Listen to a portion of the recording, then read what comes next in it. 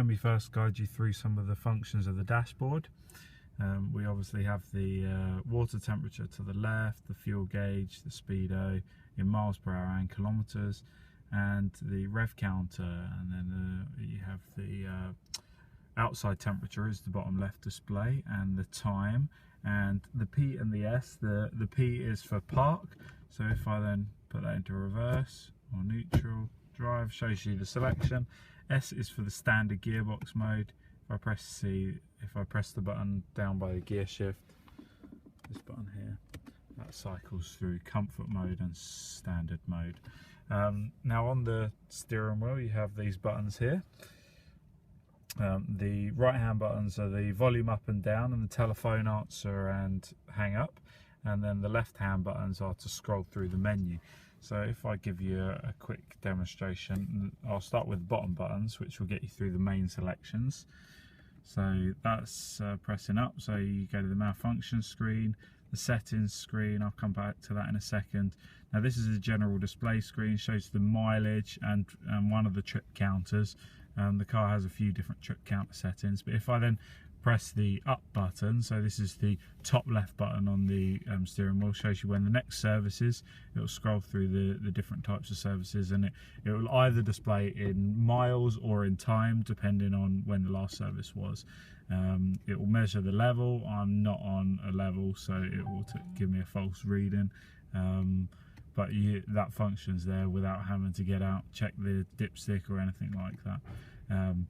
Digital speedo, and back to the mileage. Okay, and the next setting is the stereo setting. So here again, if I do use the buttons, I can just quickly scroll through any of the radio stations, and at the moment that is set so it's scrolling through in alphabetical order, all of the stations that I get the RDS on. Okay, and the next one is the Sat-Nav. So at the moment I don't have any route planned in there, so it's just showing my position, my current position, but it is very handy not having to look down at the screen or whatever. When you come up to a roundabout, it has some great displays and stuff like that on there. Okay, and the next one is one of the trip counters, which shows the mileage on the left, shows the time since the engine's been running, shows your average speed and your average miles per gallon. And you also have in that same setting, that's after reset, so 230 miles, 15 hours, average of 15 miles per hour. You can see that I just mainly do town driving, 26 miles per gallon. And then you've got the tank range of what's left in the tank as well. Okay, and then that brings us back to the malfunction screen. I was going to show you in the settings here.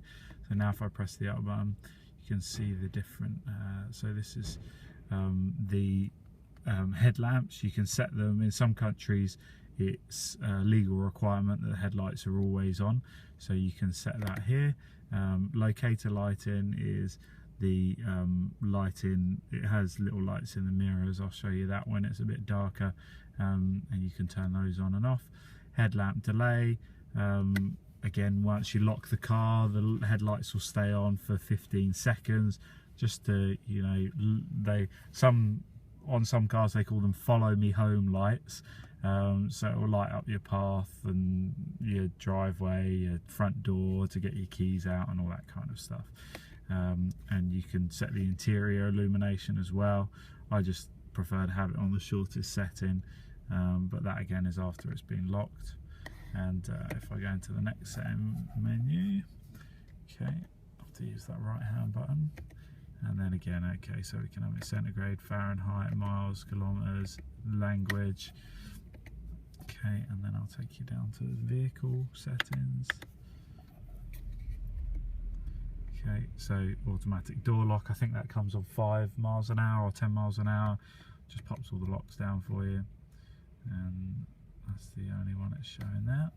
Okay, and then the convenience settings. Here is, you can set these settings to each key, and that's not just the convenience settings, that's all of the settings in the menu here. So at the moment I'm using my key. If I had a key for my wife, for example, I could then save all her settings to the key. So every time the key goes in, it brings up your own settings. Easy entry, that basically will move the seat back into a nice position, that makes it easy to get into the car, get into the seat. Moves the steering column all the way forward and all the way up, so easy to swing your legs around. I don't like it. I know some people love it, but I always have it off anyway. The mirror setting when parking, this basically, I wonder if it will do it now. I'll try it. So if you have to have this switched on, and then you also have to have over here, have the mirror button selected for the left hand mirror. Then when you pop it in reverse, you should be able to see, tilts that mirror down to show you the curb. And then if I go back, now I have to actually be moving forward for that to happen. But possibly if I hit the right hand, there you go, then it will go back up to your saved position. So I believe that only works with cars with memory seats.